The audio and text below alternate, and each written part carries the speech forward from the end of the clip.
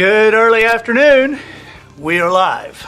I'm Andy Andrews. You've joined us on the Blue Plate Special from Wisdom Harbor Studios here in Orange Beach, Alabama.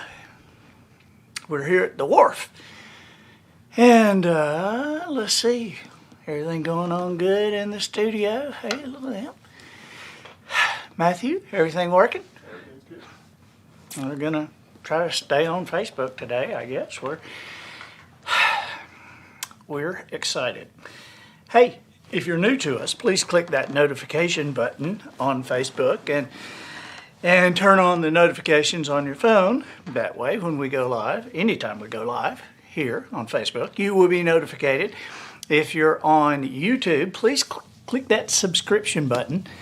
And also on Facebook, please share to your page. Hey, Heather Olson, you shared. I appreciate that. Good day in Utah. Yvonne Palmer, yay, Blue Plate Special today. Yes. Patricia Clapp, hey, from North Carolina, you shared. Thank you so much. We're also here live with Twitter and the LinkedIn folks. And so we are glad. And we'll post this on Instagram when we get through. So Margaret Davis helped. Enjoyed the interview with Miss Alabama. Wasn't that cool? Man, she is very, very sharp. And that's the podcast that just came out today, the Professional Noticer with Miss Alabama, who I watched her grow up. I mean, it's just amazing. She's from this area and just awesome family, and she is great. And so I'm glad you enjoyed that. Sandra Mendonca from Searcy, Arkansas. You shared. Thank you very much. I appreciate that. Judy Jackson, good afternoon from Cleveland, Tennessee. Deborah McCluskey in Orange Beach. And David, good afternoon, Andy. Just to say you enjoyed the Idaho fishing on Gulf Coast Nation. Yeah, I mean, I haven't even seen the one that they posted yesterday. I haven't seen that yet, but that's the fourth and last video from their Idaho sturgeon fishing trip.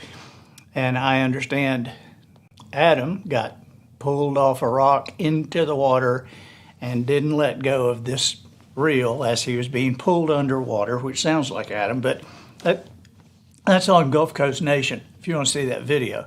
Or it's Gulf Coast Nation, their YouTube channel. So Jennifer McNeil, Groves Proctor, hello from Arlington, Texas. And Jan Mark Gint from Stone Mountain, Georgia, right here. Hey, today we've got a very cool show. We're going to do 7 of history's greatest explorers and stories you have not heard about them. Okay, we're going to run down 7 of history's great explorers, and we're going to talk about some stuff that will be new to you. Okay, what else? Man, the hurricane, all the stuff going on in Louisiana and Mississippi. We feel for these people in a way that it's hard to describe. So it was something just kind of watching that thing come through, and we were 200 yards away and had 60-mile-an-hour winds. So it's you can imagine what it would be like there on the ground, where that thing is coming in. Natalie Marquez Soriano from California. Yep, met you in Aruba. Hey, how are you doing? Okay, are you guys ready? Are you ready to do these stories you hadn't heard about these 7 explorers? This is gonna be a cool show. I think you're gonna like this. So settle in and get ready. We're gonna start with Ferdinand Magellan. Okay, now history credits Magellan as the leader of the first expedition to circumnavigate the globe. Okay, that's what we learned in school, that he was the first. Okay, remember those tests where you memorize everything and then forget it later? Do you remember it? No? Okay. So he's credited with being the first to circumnavigate the globe. However, this credit may be misplaced because Magellan's former slave, Enrique, he may actually be the one to hold that honor. Enrique came from Malaysia, and he left the expedition after Magellan's death, and he had plans to return to his homeland in Malaysia. Now, if Enrique was successful, then he would have traveled completely around the world from Malaysia to Portugal, and from Portugal all the way back around to Malaysia. And he would have done it long before the rest of Magellan's men made it back home. So how about that? How about that, Magellan? Okay. Excuse me. One more. Excuse me. Okay. Now, you may recognize the name Amerigo Vespucci. You got that one? Now, if not, you'll at least recognize North and South America, or the United States of America. You recognize them? All of them derived their names from Amerigo Vespucci. Now, his name has gone down in history, okay? But Vespucci began his career as a pickle dealer. He supplied pickled and preserved goods to sailors. He even supplied two of Columbus's voyages, and later translated this career into actually serving on the voyages themselves and then, becoming captain. But Vespucci is also responsible for the name of one particular South American nation. While he was exploring the region in 1499, Vespucci noted the stilt houses he saw on Lake Maracaibo. They reminded him of the Italian city of Venice. So he named the area Little Venice, which in his native tongue is pronounced Venezuela. So Amerigo actually named Venezuela too. Now, here's a question for you before we move ahead.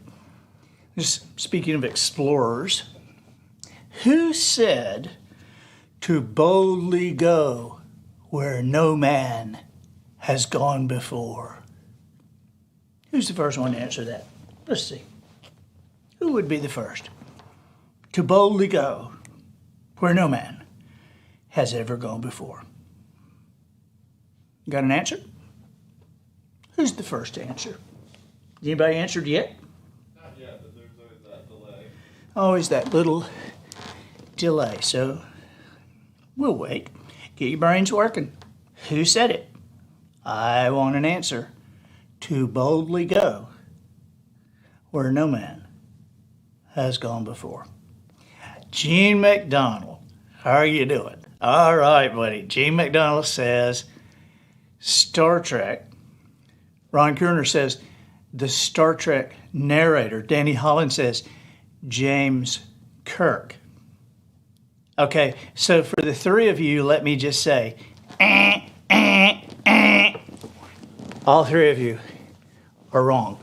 Now, I don't deny that he said it, but he stole it from Captain James Cook. Nope, George Carcer says Gene Roddenberry. Gene Roddenberry is the one who stole it from Captain Cook. Captain Cook, Captain James Cook, that is recorded in his diaries, and so he was the first to say, to boldly go where no man has ever gone before. Captain Cook was the first guy to map 3,000 miles of coastline, which is now what is currently Mexico, up the west coast of North America. And one of Cook's great qualities that history has kind of forgotten was his concern over the health of his sailors. He paid careful attention to diet, exercise, and sanitation, which dramatically improved the quality of his sailors' health. Scurvy, in particular, had annihilated many earlier long-distance ventures, and many of the captains of the day were completely fatalistic about the fact that when they were at sea for a long time, many of the men were just going to die. I mean, they just kind of just accepted that, especially of scurvy. And to give you an example of how serious this could be, when Admiral George Anson circumnavigated the world back in the years 1740 to 1744, he did so in a voyage that was designed to attack Spanish possessions and the treasure ships. And he set off with 8 ships and 1,800 men. Of the 1,800, only 188 made it back alive. 90% of them died on the voyage, and only 1 ship out of the original 8 made it home. There were some shipwrecks, but the real killer was disease. Typhus, dysentery, and scurvy just wiped them out. Cook, by contrast to his peers at the time, took a great interest in health and diet and insisted that the men drink lime juice every day, along with their daily ration of rum. By the way, that is the origin of the American nickname for British people, limeys. American sailors used to meet the English sailors, particularly in the whaling business. They would come together, and they came to call all the British limeys. It was an insult, but as the survivability rate of British sailors improved and became apparent to everybody, eventually the American Navy picked up the daily consumption of limes and many of Cook's practices to keep their men healthier. One of those practices was exercise. Captain Cook believed in daily exercise, and he had the men dancing on the decks, had them eating sauerkraut at sea and vegetables and fruits whenever they went to land. On Cook's second great voyage, only 1 man died from disease. That was previously unheard of and just unimaginable in the day. Now, Cook himself was very adventurous with food, but he found it difficult to persuade the sailors to try anything new. Whether his crew joined him or not, there are records of Cook personally dining on kangaroo, dog, cat, penguin, albatross, and walrus. He called the meat of the walrus marine beef. He said it was lovely, but all the sailors hated it. At one point, he also added monkey to the menu and whatever else they encountered along the way. When James Cook introduced himself to now this is just an aside here, but when they're in the Pacific, right? And so when he introduced himself to the royal family on the island of Tonga in 1777, he presented them with a gift, a tortoise he had brought from Madagascar. The tortoise was named by the Tongans as Tui Malila. And that tortoise lived long enough to meet Queen Elizabeth. The Tui Malila died in 1965 of natural causes and had been on the island, who knows how old he was when they got him, but he had been on the island 188 years. Now, the Hawaiian Islanders at the time, Hawaii was actually called the Sandwich Islands, so there would be Sandwich Islanders at the time, but we know them as, the ancestors of modern Hawaiians. And as these guys greeted Cook and his men when they first landed, they thought they were gods, and they treated them like gods until one of the crew died. And the relationship between the gods and the Hawaiian became tense after that. A lack of belief often ruins relationships, and it ruined this one. During a return trip to the islands a year later, a group of Hawaiians raided his ship, and in retaliation, Cook went ashore and tried to take their chief hostage. It did not go well for Cook. The Hawaiians captured him instead, and one of them stabbed him with a knife. A knife, we should mention, that Cook himself had given the man. Yow. So, that's Captain Cook. All right, now, here's just a little quick thing about a guy that you have heard that I just think is just very interesting. This is Sir Walter Raleigh. Now, chances are that Sir Walter Raleigh's head and his body are buried in two different places. Okay, because the famous explorer's body was initially buried outside Westminster, but his head was given to his wife, Elizabeth. She had it embalmed and carried it around with her for the rest of her life. It was kept in a red bag, and nobody really knows what happened to it after she died. Is that weird? I mean, she was a weirdo. Oh my gosh. I mean, why would you carry it around with you? I mean, what would you use it for? There's no explanation. That's a good one. I guess if she had it hollowed out, she could put a candle in it and it would be a light. That'd be Like kind of cool. odd A lantern. jack-o'-lantern. Or her children could use it for when they do Shakespeare, in school. Dad, oh Dad. Golly, that's just weird. Okay, now, the explorer Peter Freuchen. Now, this guy may not be a household name, but he was Danish, a Danish explorer. And he may have one of the most unbelievable stories of explorers in history. The guy was 6'7", okay? And so this giant guy went on many expeditions across the Arctic. Once, he killed a polar bear and made an enormous coat out of its fur. But in what was perhaps his most interesting and narrowest brush with death, this came when Freuchen found himself trapped under a mountain of snow and ice after a blizzard buried his tent. So in MacGyver fashion, way before MacGyver existed, Freuchen fashioned a dagger out of his own frozen feces, and he dug himself to freedom.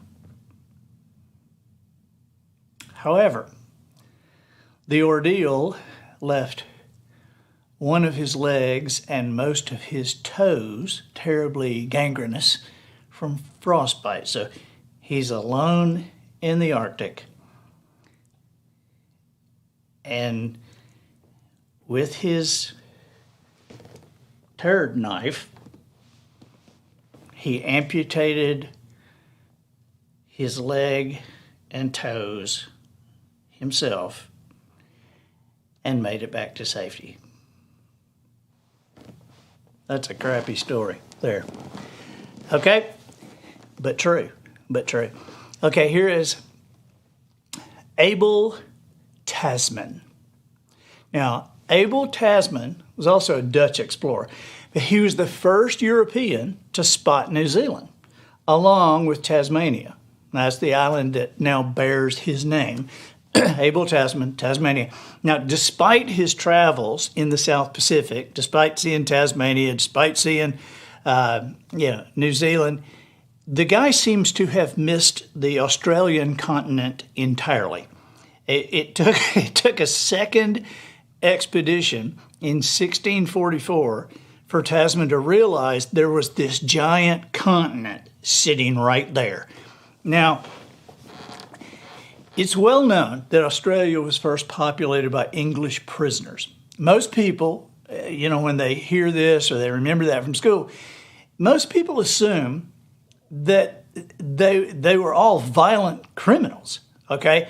However, if you look at how they got there and look at what they did to get there, look at the records and look at what was going on in England at the time.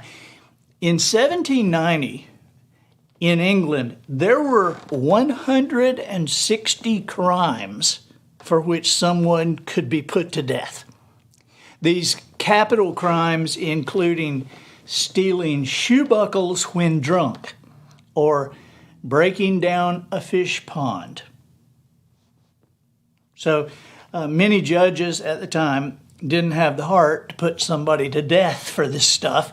So very often, even when the criminal act committed was technically a capital offense, the sentence would be commuted to a one-way ticket to Australia instead.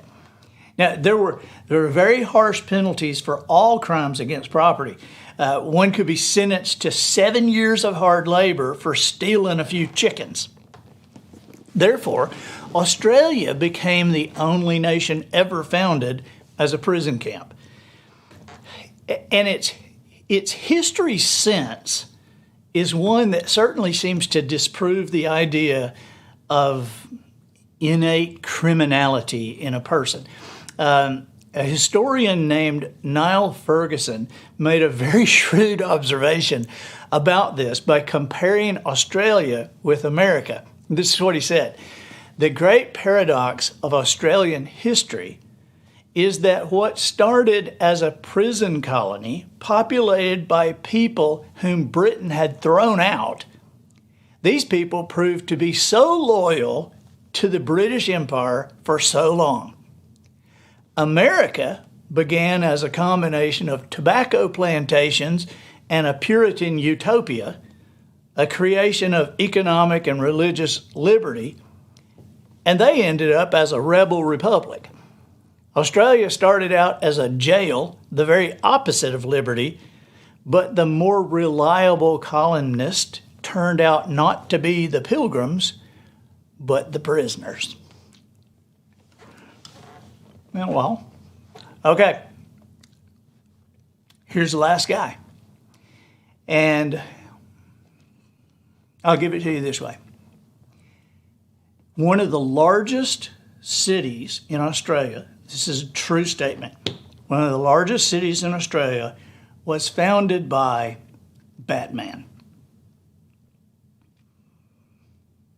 He was an Australian colonist and explorer, was credited with establishing the modern city of Melbourne, and his name was John Batman.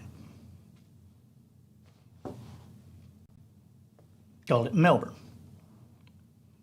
Could have called it Gotham City, I suppose, but called it Melbourne. So, what do you think?